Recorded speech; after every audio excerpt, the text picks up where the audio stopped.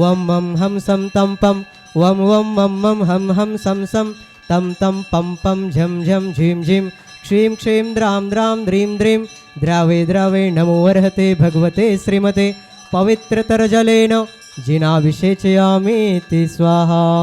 तीर्थोत्तम भवे नीरे क्षीरवारिधिरूपके स्नपयामि सोजन्माप्तान् जिनान् सर्वार्थसिद्धिदान्। ओम ह्रीं श्री वृषभादेवीरान्तान् जलेन स्नपयामीति स्वाहा। ओम ह्रीं श्री वृषभादेवीरान्तान् जलेन स्नपयामीति स्वाहा। श्री जी का अभिषेक करे हम नेक शुद्ध जलधारा धुल जाए पाप हमारा धुल जाए पाप हमारा। नमस्ते शांतिनाथाय शांतिकराय सर्व विघ्न प्रणाशनाय सर्व रोगापमृत्यु विनाशनाय सर्व परकृत क्षुद्रोपद्रव विनाशनाय सर्व क्षामर डामर विनाशनाय सर्वारिष्ट शांतिकराय ओम ह्रां ह्रीं ह्रूं ह्रौं ह्रः अस्यावसानम मां सर्व शांतिं तुष्टिं पुष्टिं च कुरु।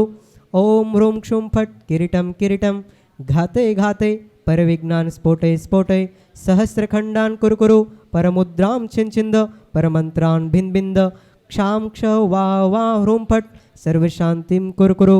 ओम ह्रीं श्रीं क्लीं अरहं अस्यावसा अनाहत विद्याये नमो अरिहन्ताणं ह्रौं सर्वशांतिं कुरु। ओम अरां सीरीं आरूं ऊरं सार जगदापद विनाशनाय ह्रीं शांतिनाथाय नमः सर्वशांतिं कुरु। ओम ह्रीं श्री शांतिनाथाय अशोकतरुसत्प्रातिहार्य मंडिताय अशोकतरुसत्प्रातिहार्य शोभन पदप्रदाय हम्ल्युं बीजाय सर्वोपद्रव शांतिकराय नमः सर्वशांतिं कुरु। ओम ह्रीं श्री शांतिनाथाय सुरपुष्पवृष्टि सत्प्रातिहार्य मंडिताय सुरपुष्पवृष्टि सत्प्रातिहार्य शोभन पदप्रदाय।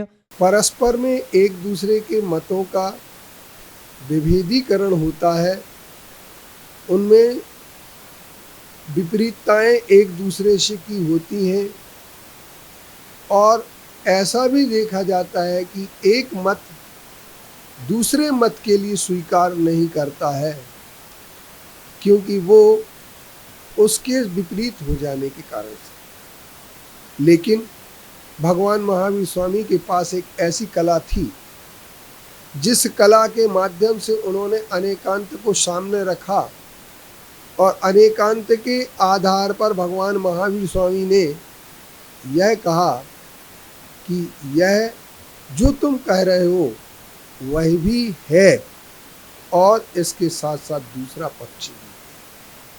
एक सिक्के में जब कोई सिक्का या मुद्रा चलती है उसमें दो चीज़ें होती हैं, एक तरफ अंकन होता है, दूसरी तरफ राष्ट्रीय चिन्ह होता है। राष्ट्रीय चिन्ह के बिना कोई मुद्रा स्वीकार नहीं की जाती है, लेकिन अंकन अगर ना हो तो उस मुद्रा को कोई मूल्य नहीं हो सकता है। इसलिए स्वीकारता के लिए जहाँ राष्ट्रीय चिन्ह आवश्यक होता है वहीं पर उस मुद्रा के मूल्यांकन के लिए उसका अंकन होना बहुत जरूरी है। एक मात्र से नहीं चल सकते। जैसे हम घड़ी में टाइम देखते हैं तो लोग टाइम कांटों से देखते हैं, पर ये भूल जाते हैं कि बिना डायल के कोई टाइम नहीं देखा जा सकता। जब तक उसका डायल नहीं होगा तब तक टाइम दिखाई नहीं देगा।